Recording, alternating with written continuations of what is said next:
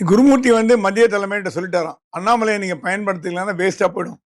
இவ்வளவு தூரம் அவர் வந்து கட்சியை வளர்த்து முன்னுக்கு கொண்டாந்து ஆட்களை திரட்டி எல்லாம் பண்ணதுக்கு அப்புறம் அவர் நீங்க அப்படியே அம்மோன்னு விட்டீங்கன்னா வேஸ்டா போயிடும்.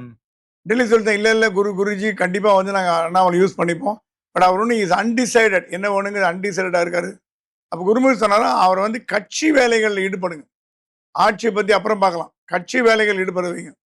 இப்ப ஒரே ஒரு எக்ஸாம்பிள் கொடுத்தாங்களாம், தமிழிசை கூட தான் முன்னாள் தலைவர், அவங்க பாட்டு மைக்க பிடிச்சி பேசலையா? எச் ராஜா கூட தான் கட்சியோட பொறுப்பாளர். ஸோ அந்த மாதிரி இவரோட தனி ட்ராக்ல போனா கூட, அண்ணாமலை தனி ட்ராக்ல போய் கேம்பெயின் பண்ணா கூட லாபம் அடைய போறது பாஜக தான். அண்ணாமலைக்கு பெரிய லாபம் கிடையாது, பாஜக தான் லாபம்.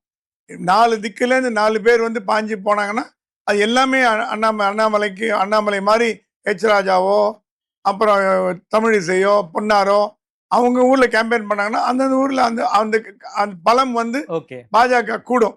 ஸோ அண்ணாமலைக்கு வந்து பொறுப்பு கொடுக்கப்படலாம், அகில இந்திய பொறுப்பு. ஏன்னா அவரோட ஸ்டேச்சருக்கு வந்து ஆல் இண்டியா போஸ்டா தர முடியும். ஆல் இண்டியா போஸ்ட் கொடுத்துட்டு நிர்வாகத்தை கவனிக்கிற மாதிரி கட்சி நிர்வாகம் அகில இந்திய லெவல்ல இருந்து, தமிழ்நாடு லெவல் போட்டீங்கன்னா உங்களுக்கும் அவருக்கும் கிளாஷ் ஆயிடும். அது பண்ண விட மாட்டாங்க, டெல்லியில ரொம்ப கிளவரா இருப்பாங்க.